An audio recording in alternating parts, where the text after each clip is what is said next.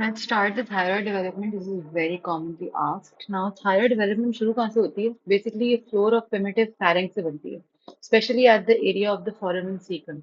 तो ये जो foramen cecum वाला एरिया है ना, ये क्या है? ये सारा फ्लोर है ना primitive pharynx का. तो ये जो foramen cecum वाला एरिया यहाँ से ये शुरू होती है. ठीक है. अब आप ये हमेशा याद रखना कि foramen cecum is the birth place of thyroid. ठीक है. थायराइड की birth place क्या है? foramen cecum है. How does it travel? Basically thyroid नीचे जाएगा ना, माइग्रेट डाउनवर्ड करेगा तो थायराइड बनेगा. ये टंग से नीचे माइग्रेट करता है हाइवर्ड बोन तक. ठीक है. ये बेसिकली क्या है? ये हाइवर्ड बोन है ना. तो हाइवर्ड बोन तक जो है ना, ये माइग्रेट करता है, ट्रैवल करता है, फिर लैरिंग्स पे तक पहुंचता है और फिर ये ट्रेकिया के सामने पहुंच जाता है. ये रहा थायराइड ग्लैंड. ठीक हो गया. This migration occurs through a narrow tube जिसको हम बोलते हैं थायरोग्लॉसल डक्ट. तो ये पूरी ट्यूब क्या है? थायरोग्लॉसल डक्ट है. ठीक है. तो नॉर्मली क्या होता है कि आफ्टर रीचिंग द नेक ये डक्ट डिसअपेयर हो जाती है, चली जाती है, कोई रेमनेंट नहीं होता इसका. लेकिन अगर ये डक्ट डिसअपेयर ना हो, ये वाली डक्ट अगर डिसअपेयर ना हो, तो फिर क्या होगा? फ्लूइड अक्यूमुलेट होगा, एक सिस्ट बन जाएगी. अगर ये सिस्ट बन जाए यहाँ पे, तो इसको हम बोलते हैं थायरोग्लॉसल सिस्ट. अगर यहाँ पे ये थायरोग्लॉसल डक्ट जिसने नॉर्मली चले जाना है, ये ना जाए और यहाँ पे रह जाए, तो इसको हम थायरोग्लॉसल डक्ट सिस्ट कहते हैं. ठीक हो गया. इसके अलावा किधर है जी? मिड लाइन ऑफ नेक में है. ठीक है. It's not laterally present, it's present in the mid line of neck. ये मिड लाइन है. ठीक हो गया. लैटरल तक ये एक्सटेंड तो कर रहा है, but it's present in the mid line. Why does it move during swallowing? Because it is attached to the tongue and hyoid bone. क्योंकि टंग और हायोइड बोन से अटैच्ड है, तो जब भी आप swallow करते हो, टंग और hyoid move upwards. The cyst moves too. Also when tongue protrudes, ये बहुत इंपॉर्टेंट है. जब टंग प्रोट्रूड करेगी, तो तब भी आपके पास मूवमेंट आएगी थायराइड की. ठीक है. ये बहुत ही क्लासिक क्वेश्चन है. अच्छा जी. अब सपोज करें कि थायराइड कभी डिसेंड नहीं करता. अगर ये थायराइड कभी नीचे डिसेंड नहीं करेगा, तो क्या होगा? यहाँ पे टंग के ऊपर एक लिंगुअल थायराइड बन जाएगा. It stage at the tongue, नीचे जाएगा ही नहीं. ठीक है. तो टंग पे स्टॉप हो जाएगा. अब सारा का सारा थायराइड टिश्यू जो है वो at the base of tongue पे आपको मिलेगा. इसको हम लिंगुअल थायराइड कहते हैं. ठीक है. अगर आप इसको सर्जिकली रिमूव करें, तो patient becomes hypothyroid because that may be the only thyroid tissue present. और पूरी जिंदगी इसको हाइपोथायराइड रहनी पड़ेगी. ठीक हो गया. अब एक खास बात है जो यहाँ पे बता देनी चाहिए आपको. ये थायराइड फॉलिकुलर सेल्स जो है ना, पैराफॉलिकुलर सी सेल्स. ठीक है. थायराइड फॉलिकुलर सेल्स एंडोडर्म से आते हैं. थायराइड फॉलिकुलर सेल्स एंडोडर्म से आते हैं. Don't confuse them with parafollicular cells which come from the neural crest via the ultimobranchial body. ये मैं दिखाती हूँ. ये जो अल्टीमो ब्रैंकियल बॉडीज है ना, ये साइड पे जो पड़ी हुई हैं, नजर आ रही हैं? ये क्या होती हैं? ये बेसिकली एम्ब्रियोनिक स्ट्रक्चर्स होते हैं जो फिफ्थ फेरेंजियल पाउच से बनते हैं. कभी कभी इनको फोर्थ पाउच में भी कंसिडर कर लेते हैं हम. ड्यूरिंग डेवलपमेंट ये जो है ना, थायराइड ग्लैंड में इनकॉर्पोरेट हो जाते हैं. ठीक हो गया. और ये फिफ्थ फेरेंजियल पाउच से निकलते हैं, फ्यूज कर जाते हैं डेवलपिंग थायराइड के साथ, और इसलिए ये पैराफॉलिकुलर सेल्स बना पाते हैं. तो बेसिकली हमने ये देख लिया कि थायराइड फॉलिकुलर सेल्स एंडोडर्म से आ रहे हैं, लेकिन जो पैराफॉलिकुलर सेल्स है वो ब्रैंकियल बॉडी से आ रहे हैं. ठीक है. अब एक बहुत इंपॉर्टेंट चीज है पिट्यूटरी ग्लैंड. पिट्यूटरी ग्लैंड देख लें अब हम. अच्छा, पिट्यूटरी ग्लैंड पे जाने से पहले ना एकदम थोड़ी सी ब्लड सप्लाई ऑफ थायराइड देख लेते हैं, क्योंकि बहुत बहुत कॉमन क्वेश्चन है एग्जाम्स का. ठीक है. अब there are four main arteries. ठीक है. एक हमारे पास सुपीरियर थायराइड आर्टरी है, ये सुपीरियर थायराइड आर्टरी है. ठीक है. फिर एक है हमारे पास इंफीरियर थायराइड आर्टरी, ये इंफीरियर थायराइड आर्टरी है. ठीक है. एक है हमारे पास थायराइड आईएमए आर्टरी. ठीक है. एक हमारे पास थायराइड आईएमए आर्टरी है. ठीक है. वो यहाँ पे नहीं बनी हुई है.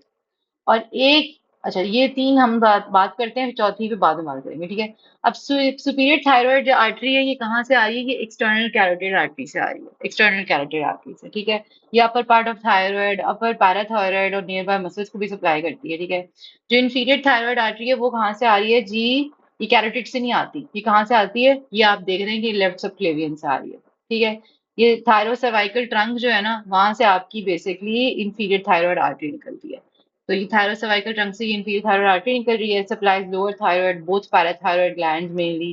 ट्रेकिया, एसोफेगस को भी यही सप्लाई करती है. फिर एक वेरिएंट है, only about 3 to 10% have it.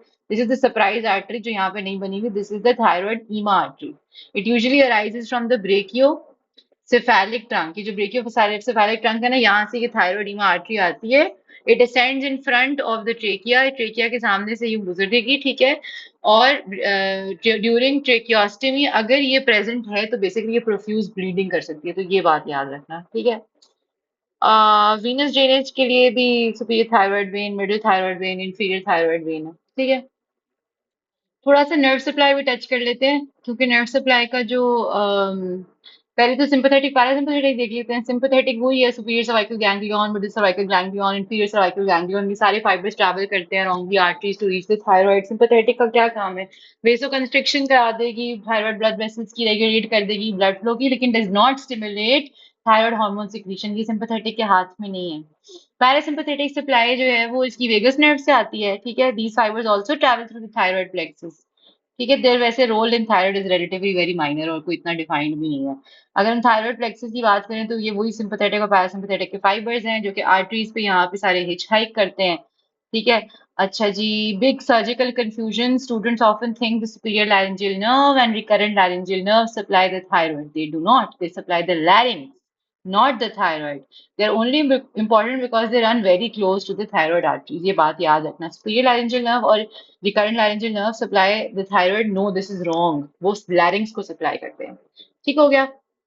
अगर हम external branch of superior laryngeal nerve की बात करें, ये बड़ा कॉमन क्वेश्चन है कि जो सुपीरियर थायराइड आर्टरी है ना, ये जो सुपीरियर थायराइड आर्टरी ये वाली, इसके साथ जो है ना आपकी external branch of superior laryngeal nerve गुजर रही होती है। कौन सी गुजर रही होती है? हाँ, मैं बना देती हूँ, ठीक है। अगर मैं इसको यहाँ पे बना दूँ, ठीक है, ये मैं एरो बना रही हूँ लंबा सा। तो ये आपका क्या है? सुपीरियर थायराइड आर्टरी के साथ जो जा रहा है, external branch of superior laryngeal nerve, ठीक है। अब इसका थायराइड से कोई ताल्लुक नहीं है, लैरिंग्स लैरिंग्स की नर्व है ये, ठीक है। सुपीरियर लैरिंजियल नर्व की एक्सटर्नल ब्रांच की सुपीरियर थायराइड आर्टरी के साथ गुजरती है। ये सप्लाई किसको करती है? बड़ा इंपॉर्टेंट सवाल है भाई, ये बहुत आता है। क्रीकोथायरॉइड मसल को सप्लाई करती है, सिर्फ एक मसल को सप्लाई करती है। क्रीकोथायरॉइड मसल टेंस करती है वोकल कॉर्ड्स को। अगर इंजर हो जाए तो मोनोटोनस सी वीक सी वॉइस होती है, पिच साउंड नहीं हो पाती, वॉइस फटीक हो जाती है, ठीक है।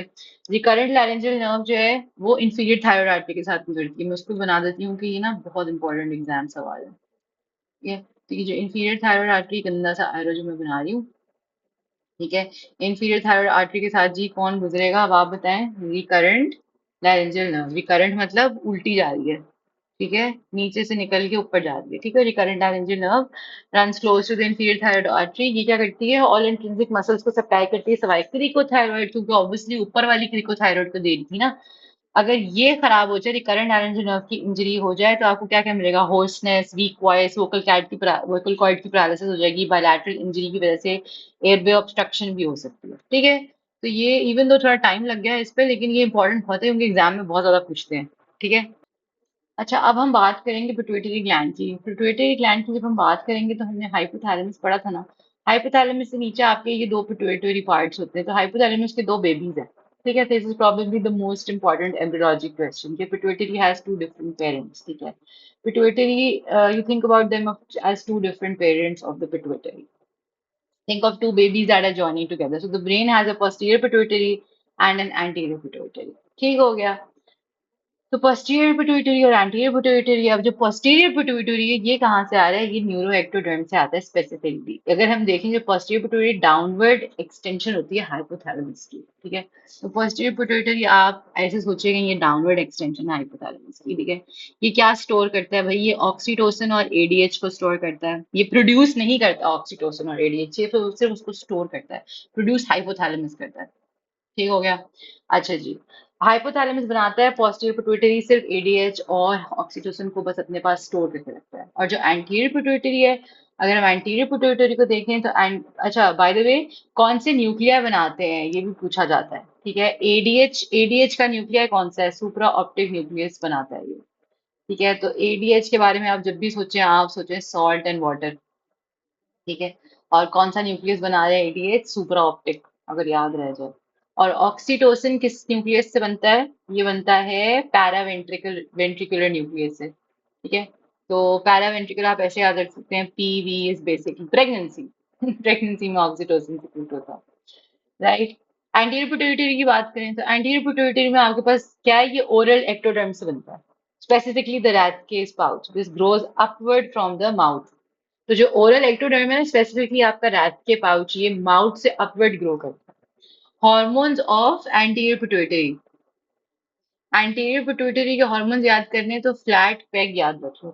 ठीक है, फ्लैट पेग से हमें याद रखते हैं इसको, F for FSH, L for LH, A for ACTH, T for TSH, P for prolactin, E for endorphins और जी फॉर ग्रोथ हॉर्मोन्स। ठीक हो गया। अब ये देखो, एंटीरियर पिट्यूटरी जो है ये हाइपोथैलेमस की ही एक्सटेंशन है। ठीक है, लेकिन जो पोस्टीरियर है वो कहाँ से आ रही है, माउथ से। सॉरी सॉरी सॉरी, पोस्टीरियर जो थी वो हाइपोथैलेमस की एक्सटेंशन थी, जो एंटीरियर बेचारी है वो आ रही थी माउथ से। ठीक है, वो रैट के पाउच से आ रही थी। ठीक है, माउथ के एंटीरियर जो थी वो develops from the oral ectoderm, specifically the Rathke's pouch, this goes upward from the mouth. ठीक हो गया। और जो पोस्टीरियर थी, ये पोस्टीरियर वाली न्यूरो हाइपोफिसिस क्यों लिखा हुआ है, ये डायरेक्ट हाइपोथैलेमस की एक्सटेंशन है। ठीक हो गया, मैंने बताया था कि ये कहाँ से आ रही थी, सुप्रा ऑप्टिक न्यूक्लियस से बन रही थी, और ये बेचारे कहाँ से आ रहे थे, ये रैट के पाउच से आ रहे थे। ठीक हो गया, ओरल एक्टोडर्म से आ रहे थे एंटीरियर वाले जो थे। और ये इसके हार्मोन जो है ये फ्लैट पैक से हम याद रख लें। ठीक है, अब हम सेल टाइप थोड़ा सा देख लेते हैं। There are only two acidophils. ठीक है, there are only two acidophils, think of acid is pink. ठीक है, एसिड पिंक से आप याद रख लें, एसिड इज पिंक। तो acidophils think acid is pink, produce GH, prolactin, mnemonic या एसिड पिंक। ठीक है, एसिड पीआईजी पिंक, तो प्रोलैक्टिन और जीएच। ठीक है, एसिडोफिल्स की बात करनी है, बेसो, ये बेसिकली अगर आप इसे कंफ्यूज है ना तो ये देख लो कि हमारे पास एसिडोफिल्स होते हैं, बेसोफिल्स होते हैं। ठीक है, एसिडोफिल्स वो हैं जो कि पिंक स्टेन करते हैं विद द ईओसिन स्टेन, और बेसोफिल्स बेसिक डाई से आते हैं, ये पर्पल स्टेन करते हैं। ठीक हो गया। So why do some cells stain pink and others blue? Because every cell contains different proteins. Some proteins attract acidic dyes, some attract basic dyes, exactly like magnets, right? अब आप इस तरह याद रख सकते हैं कि अगर आप एसिडोफिल्स की बात करें, ठीक है, तो एसिडोफिल्स जो हैं सिर्फ दो हैं, सोमैटोट्रॉफ्स जो कि ग्रोथ हार्मोन बनाते हैं, और लैक्टोट्रॉफ्स जो कि मैमोट्रॉफ्स हैं, बेसिकली प्रोलैक्टिन बनाते हैं। ठीक है, तो बस आपके एसिडोफिल्स जो है ना, ये पिंक सेल सिर्फ दो हैं, सोमैटोट्रॉफ्स ग्रोथ हार्मोन बनाते हैं, लैक्टोट्रॉफ्स प्रोलैक्टिन बनाते हैं। ठीक है, अगर हम बाकी की, तो एसिड के लिए आप याद कर सकते हैं ग्रो एंड ग्लो। ठीक है, glow is milk for baby and grow is basically growth hormone. ठीक है, बेसोफिल्स की बात करें तो देर आर थ्री, कॉर्टोट्रॉफ्स, थायरोट्रॉफ्स, गोनाडोट्रॉफ्स। ठीक है, ये मैं यहाँ पे पेस्ट करूंगी तो आपको समझ आ जाएगी, बजाय इसके कि मेरी बात सुने। बेसोफिल्स ब्लू वाले सेल्स है ना, बेसोफिल्स पर्पल थे, हिमाटोक्सिलिन स्टेन पे स्टेन कर रहे थे, तो ये तीन होते हैं। कॉर्टोट्रॉफ्स होते हैं, ठीक है, ये क्या बनाते हैं, एसीटीएच। थायरोट्रॉफ्स होते हैं, थायरो अपने नाम से बता रहा है कि मैं क्या बनाता हूँ, मैं बनाता हूँ टीएसएच। और गोनाडोट्रॉफ्स जो है वो क्या करते हैं, गोनाड वाले सेल्स बनाते हैं, मतलब एलएच और एफएसएच।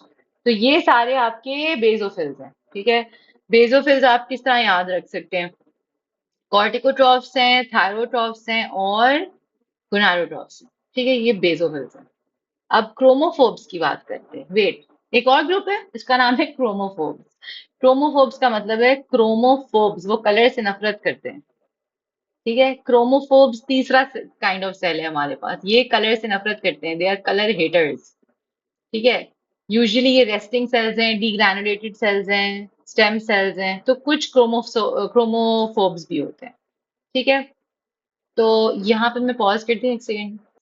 एक और मजे की बात यह है कि हम लोग प्रेगनेंसी में जो बीटा एचसीजी कराते हैं ना, beta HCG hormone, that beta, उस बीटा एचसीजी हार्मोन का एक अल्फा सब यूनिट भी है। वो अल्फा सब यूनिट जो है ना, हार्मोन का सब यूनिट कॉमन है, वो टीएसएच का भी, एलएच का भी और एफएसएच का। और इसीलिए आप देखेंगे कि जिन कंडीशन में, जैसे हाइडाटिफॉर्म मोल है, कंप्लीट मोल है, जिन कंडीशन में एचसीजी बहुत क्रेजी ज्यादा होता है ना, उसमें आपको थायराइड रिसेप्टर्स भी बढ़े हुए मिलेंगे, हाइपरथायरॉयडिज्म की भी पिक्चर मिलेगी। क्यों भाई, क्योंकि अब जब एचसीजी बढ़ा हुआ है तो इसका अल्फा सब यूनिट भी तो बढ़ा हुआ है ना, सिर्फ बीटा सब यूनिट तो नहीं बढ़ा हुआ। तो वो मिमिक करता है इस रिसेप्टर को। ठीक हो गया, और आपको एलएच और एफएसएच भी बढ़ा हुआ नजर आएगा। That is something I wanted to pinpoint here. अच्छा, अब हम एड्रीनल ग्लैंड की बात करते हैं। एड्रीनल ग्लैंड जो है ना, आप समझो कि दो ऑर्गन्स जो है ना वो ग्लूड टुगेदर है।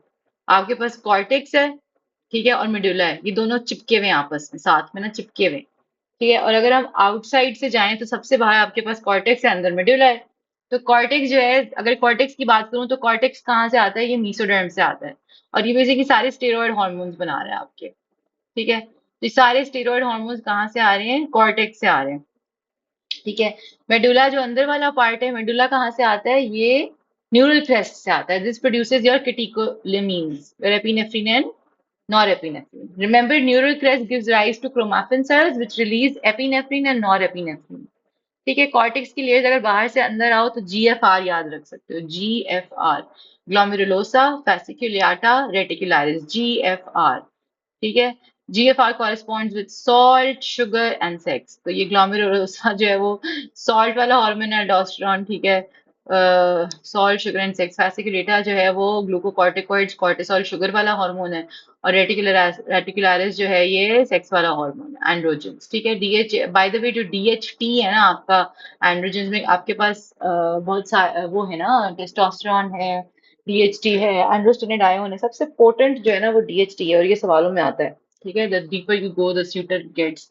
सबसे पहले आपके पास जो है वो सॉल्ट वाला हार्मोन है, उसके बाद शुगर वाला हार्मोन है, और उसके बाद है सेक्स वाला हार्मोन, ठीक हो गया। और क्या हमने पढ़ा इसके अंदर? बेसिकली ग्लोमेरुलोसा जो है वो एल्डोस्टेरॉन बनाता है, ठीक है। Aldosterone is regulated by angiotensin 2, think about salt. And the fasciculata produces cortisol, ठीक है। कॉर्टिसोल जो है वो ग्लूकोकॉर्टिकॉइड्स में आता है। It's regulated by ACTH and CRH, cortisol releasing hormone, और एसीटीएच से कंट्रोल होता है कॉर्टिसोल, ठीक है। और फिर जो रेटिकुलरिस है ये एंड्रोजन्स प्रोड्यूस करता है, ठीक है। तो बेसिकली एंड्रोजन्स में आपके पास डीएचई आता है, ई ए आ जाता है, और डाईहाइड्रो एंड्रोस्टेरॉन, डाईहाइड्रो एंड्रोस्टेरॉन, यस यही है ना। एंड्रोस्टेरॉन ये है डिहाइड्रो एपी एंड्रोस्टेरॉन, ठीक है। डिहाइड्रो एपी एंड्रोस्टेरॉन, ठीक है ना। ये जो है एंड्रोजन्स में आ जाता है, and it's regulated by ACTH and CRH, right. Medulla I told you, chromaffin cells हैं, और ये जो है आपके नॉरएपिनेफ्रिन और एपिनेफ्रिन बना रहे हैं, stimulated by the pre ganglionic sympathetic fibres, ठीक है। अब आप सोचो कि जो हाइपोथैलेमिक हॉर्मोन्स है ना, वो सारे सीईओ हैं। वो सीईओ है, वो पिट्यूटरी को बनाते हैं, तो बताते हैं कि आपने करना क्या है। सीआरएच जो है, सीआरएच क्या करता है? ये स्टिमुलेट करता है एसीटीएच को। इट ऑल्सो इंक्रीजेस, अच्छा मैं जरा अगली पिक्चर पे जाकर समझाती हूँ। अच्छा, ये हमने टेबल जल्दी करना है, बहुत ज़्यादा टाइम नहीं लगाना, क्योंकि बहुत ज़्यादा टाइम लगाते हैं और बहुत सारे डिटेल में जाते हैं, तो जो चीज़ समझ आ रही होती है ना वो भी समझ नहीं आती। तो अगर हम सीआरएच की बात करें तो सीआरएच बेसिकली क्या करता है? एसीटीएच बढ़ाता है, मेलानोसाइट स्टिमुलेटिंग हार्मोन बनाता है, और बीटा एंडोर्फिन्स को स्टिमुलेट करता है, ठीक है। तो कौन कौन से ये करता है? एसीटीएच को बढ़ाता है, एमएसएच को, और बीटा एंडोर्फिन्स को, ठीक है। फिर जो है आपका डोपामीन है। डोपामीन किस पे काम करता है? डोपामीन जी प्रोलैक्टिन को कम करता है, और टीएसएच को भी कम करता है। तो जब डोपामीन नहीं होगा तो प्रोलैक्टिन बढ़ जाएगा, राइट। अच्छा जी। और हम क्या बात करेंगे? डोपामीन जो है वो सप्रेस करता है प्रोलैक्टिन को, ऑल्सो डिक्रीजेस टीएसएच स्लाइटली, ठीक है। डोपामीन, एक चीज यहाँ पे आप याद रखें कि जो डोपामीन एंटागोनिस्ट हैं, जो एंटी साइकोटिक्स हैं, ये वो इस इनहिबिशन को ऑब्वियसली हटा देते हैं, क्योंकि वो डोपामीन के एंटागोनिस्ट हैं। तो उनकी वजह से हाइपरप्रोलैक्टिनीमिया होता है, लीडिंग टू गैलेक्टोरिया एंड इम्यूनोरिया, ठीक है ना। डोपामीन के जो एंटागोनिस्ट हैं, जो हम एंटी साइकोटिक्स की तरह यूज करते हैं, बेसिकली वो गैलेक्टोरिया कॉज करते हैं और हाइपरप्रोलैक्टिनीमिया। बहुत टाइम नहीं लगाना, आगे चलते हैं। ग्रोथ हार्मोन रिलीजिंग हार्मोन, ठीक है, GHRH, ठीक है। ये क्या करेंगे? ऑब्वियसली ग्रोथ हार्मोन को बढ़ाएंगे, ठीक है। इसका अगर हम देखें तो हमारे पास एक दवाई है सोमैटोस्टेटिन, वो इसकी ऑपोजिट है। सोमैटोस्टेटिन GHRH की ऑपोजिट है, तो वो डिक्रीज करती है ग्रोथ हार्मोन। तो सोमैटोस्टेटिन को आप सोच सकते हैं सोमैटोस्टॉप्स, और ये कुछ ट्यूमर्स में भी देते हैं, सोमैटोस्टेटिन एनालॉग देते हैं जो रोक देते हैं उस ट्यूमर को बड़ा होने से, ठीक है। अच्छा जी, उसके बाद चलते हैं GnRH पे। This increases FSH and LH, gonadotropin releasing hormone है ना, तो गोनाड वाले हार्मोन को बढ़ा देंगे, ठीक है। अच्छा जी। इसमें हम क्या देख रहे हैं कि पल्सेटाइल जीएनआरएच जो है वो स्टिमुलेट करता है एफएसएच एलएच को। कंटिन्यूअस जीएनआरएच एनालॉग जो होता है ना, भाई आपने कभी कभी यूं पल्सेटाइल दे दिया तो वो स्टिमुलेट करेगा, यूं पल्सेटाइल वाला एफएसएच को स्टिमुलेट करेगा। लेकिन यूं आप कंटिन्यूअस एनालॉग दे रहे हो तो फिर स्टिमुलेशन नहीं होगी। तो ये जो जीएनआरएच एनालॉग होते हैं ना, जैसे लियोप्रोलाइड, ये सप्रेस कर देते हैं हाइपोथैलेमिक पिट्यूटरी गोनाडल एक्सिस को। ठीक है, और जो पल्सेटाइल जीएनआरएच है वो इसको बढ़ाता है, तो इसलिए ये प्यूबर्टी और फर्टिलिटी में यूज करते हैं। ठीक हो गया। अब हम टीआरएच की बात करते हैं। टीआरएच आपका कौन सा है? Thyroid releasing hormone. ये ऑब्वियसली टीएसएच को बढ़ाता है, और मजे की बात ये प्रोलैक्टिन भी बढ़ाता है। ठीक है, this explains why primary hypothyroidism, जो प्राइमरी हाइपोथायरॉयडिज्म होता है मतलब टीआरएच की कमी की वजह से होता है, तो प्रोलैक्टिन नीचे चला जाता है। ठीक है, प्रोलैक्टिनीमिया भी हो जाता है, हाइपर प्रोलैक्टिनीमिया भी हो जाता है। ठीक है ना? तो बेसिकली प्राइमरी हाइपोथायरॉयडिज्म होगा। ठीक है, तो प्राइमरी हाइपोथायरॉयडिज्म की वजह से टीआरएच और टीएसएच बढ़ जाएगा। क्यों बढ़ेगा भाई? थायराइड हार्मोन्स नहीं है तो बॉडी को लगेगा कि मैंने बनाने हैं, है ही नहीं तो मैंने बनाने हैं। तो बॉडी टीएसएच और टीआरएच ज्यादा बढ़ा देगा, राइट? तो जब ये बढ़ेगा तो प्रोलैक्टिन भी बढ़ेगा। तो इस वजह से हाइपर प्रोलैक्टिनीमिया होता है। मैं दोबारा बताती हूँ, प्राइमरी हाइपोथायरॉयडिज्म में थायराइड हार्मोन्स नहीं है, टी थ्री टी फोर नहीं है, तो टीएसएच और टीआरएच कहेगा ओ बहुत ज्यादा बन जाओ ताकि कहीं ना कहीं से तो ये हार्मोन बने। लेकिन वो हार्मोन ही नहीं है, ये बढ़ता जाएगा और फिर प्रोलैक्टिन भी बढ़ जाएगा। ठीक है, तो हाइपरप्रोलैक्टिनीमिया भी होता है, उसकी वजह से गैलेक्टोरिया भी हो सकता है। ठीक हो गया ना? अच्छा जी, एडीएच की बात करते हैं। हमने कहा था ये सॉल्ट एंड वाटर हार्मोन है, एडीएच जो था हमारा। ये क्या करता है जी? ये बड़े मजे का है। ये जाके काम करता है, कहाँ पे काम करता है? डिस्टल कॉन्वोल्यूटेड, ये बड़ा हमारा इंपॉर्टेंट हार्मोन है। ये काम करता है डिस्टल ट्यूब्यूल पे, डिस्टल कॉन्वोल्यूटेड ट्यूबल पे काम करता है। और कहाँ काम करता है? कलेक्टिंग डक्ट्स पे। बड़ा इंपॉर्टेंट है, बड़ा इंपॉर्टेंट सवाल आता है। ये इंक्रीज करता है वाटर की रीएब्जॉर्प्शन। ठीक है, इंक्रीज करता है वाटर की रीएब्जॉर्प्शन, ये आपने याद रखना है। It's very very important. High function इसका क्या? Increases water reabsorption, stimulus high plasma osmolality, the blood is too concentrated so the body conserves water. Stimulus for secretion is increased plasma osmolality, except in obviously अगर disease हो जाए, syndrome of inappropriate ADH आगे हम देखेंगे, in which ADH is elevated despite decrease in plasma osmolality। ये हम देखेंगे आगे जब हम वो ध्यान से डिजीजेस करेंगे। ठीक है, ऑक्सीटोसिन देख लेते हैं। प्रेगनेंसी वाला हार्मोन है भाई। ऑक्सीटोसिन जो है वो यूट्राइन कॉन्ट्रैक्शंस करता है लेबर में। ठीक है, मिल्क लेट डाउन रिफ्लेक्स कराता है in response to suckling, moderates fear, anxiety, social bonding, mood and depression. ठीक है, prolactin makes milk, oxytocin moves milk. Prolactin जो है वो मिल्क बनाता है, ऑक्सीटोसिन उसको मूव करता है। ठीक हो गया ना? तो अगर हम प्रोलैक्टिन देख लें, भाई ये जीएनआरएच को कम करता है। ठीक है, गोनाडोट्रोपिन रिलीजिंग हार्मोन कम करता है, ये एफएसएचएलएच को कम करता है। जरूरत नहीं है ना अभी तो प्रोलैक्ट, ये इसी वजह से तो लैक्टेशनल एमोनोरिया भी होता है। ये स्टिमुलेट करता है लैक्टोजेनेसिस का। ये कहता है भाई ब्रेस्ट फीडिंग करनी है, खून बनाओ।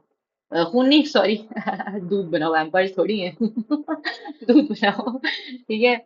अच्छा जी, एमएसएच जो है मेलानोसाइट स्टिमुलेटिंग हार्मोन है, ये मेलाजेनेसिस को बढ़ाता है। ठीक है, हाइपर पिगमेंटेशन करता है इन कुशिंग्स डिजीज। ठीक है, कुशिंग्स डिजीज में आपको हाइपर पिगमेंटेशन मिलती है। और मजे की बात यह है, as MSH and ACTH share the same precursor molecule, जिसको हम बोलते हैं प्रोपियो मेलानोकॉर्टिन।